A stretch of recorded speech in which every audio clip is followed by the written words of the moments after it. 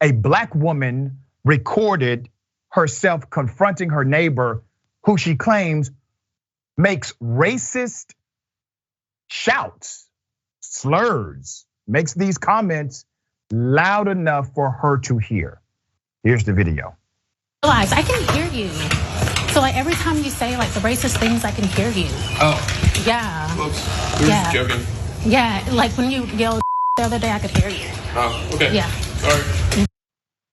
All right, let's put up his picture. This is an interesting story. So in that, he admitted to it, said sorry, said oops, sorry, he's just playing.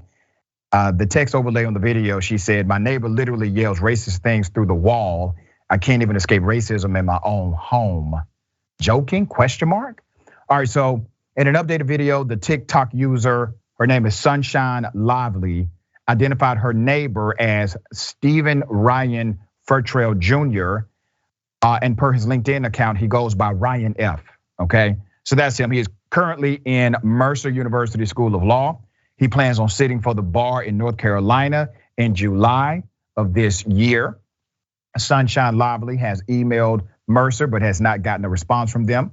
Ryan's originally from a place called Spartanburg, South Carolina. His mom, according to this narrative, is a day school director at a Presbyterian school. His dad is a project manager at a real estate development company, and he has one brother. This is an email sent by Sunshine Lively to her property manager about Ryan and how it has escalated. She wrote, and I quote, yes, I am, and I'm becoming increasingly uncomfortable and feeling unsafe. Yesterday around 6 p.m., he yelled, I'll kill you. And the girl that lives there replied, you'll kill anybody. And he yelled, that's why I have these guns. He is yelling these things so I can hear them, and it has become threatening, all right?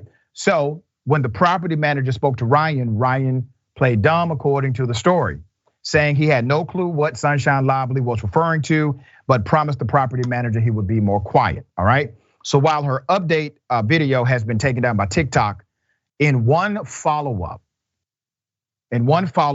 she says the neighbor showed up at her door with the sheriff. He admitted to yelling the racial slurs to the sheriff, she alleges. He attempted to make the sheriff pretty much make me accept his apology. I told him I did not accept his apology because it was obvious he was doing this on purpose.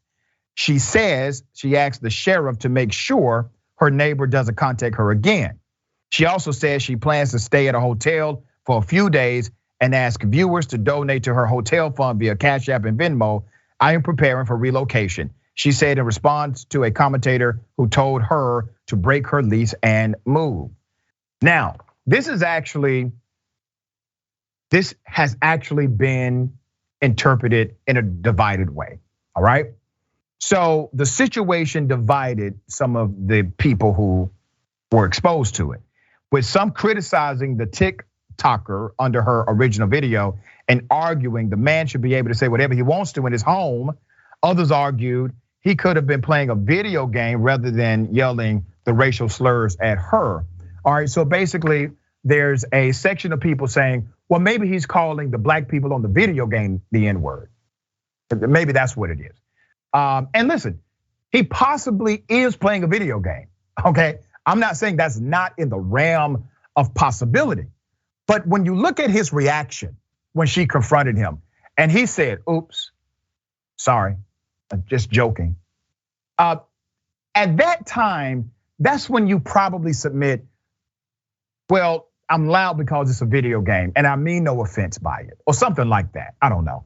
While the online gaming community can definitely sometimes be a little extreme, it is known for using racial slurs. That has been a thing with some gamers during games, all right? In response to such comments, Sunshine Lively made another video in which she says she is being gaslit. It goes, and I quote, y'all really go out of your way to gaslight black women, and it's sad.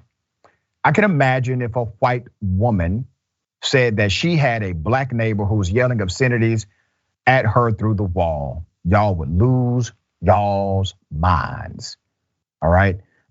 This is really, really interesting because you are dealing with one aspect of a person is in the privacy of their home, but even in the privacy of your home, when the obscenities reach outside of that home, there are jurisdictions that have passed local ordinances that said, okay, that's a no-no, that's not protected, you can't do that. Now, what your freedom has done is impacted the freedom of others or impacted the quality of life of somebody else. Mercer, according to her narrative, has not responded. I thought this story was an interesting highlight of a person inside of a home being racist. And the question is, if this happened and these slurs are being yelled so loudly that black neighbors or neighbors at all can hear them, should this be something tolerated by an apartment complex or a housing unit that has multiple families or multiple people living there? All right, Ben, thoughts on this?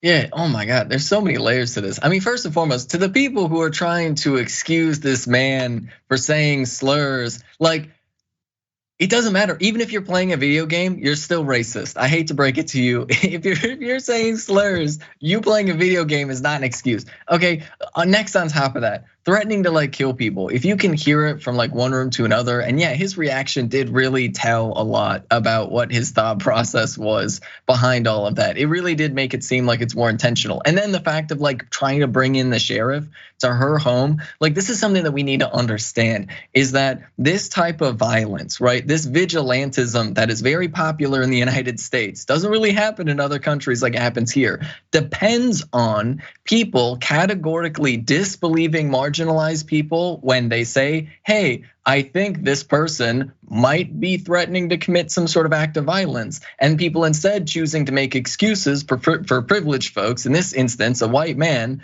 right, going out of their way to find any excuse to try and justify or explain their behavior, right? People who've been the victims of domestic violence are well aware of this. People who've been the victims of racial violence are well aware of this. This isn't like a mystery. This isn't a mystery. This isn't something that should be shocking to anybody. If we're seeing somebody that says, yeah, this is why I have all these guns, is yelling racial slurs loud enough for people on the other side of the building to hear them, right? On the other side of the wall to hear them, that's something that should raise a little bit of alarm. And at a minimum, it's something that like the property manager should be dealing with. I mean, last time I checked, in basically any apartment, there are basic rules about not making a disturbance for the other people that are around you, Yeah, and let's not miss this point. He's about to take the bar. He's worked hard to obtain his JD.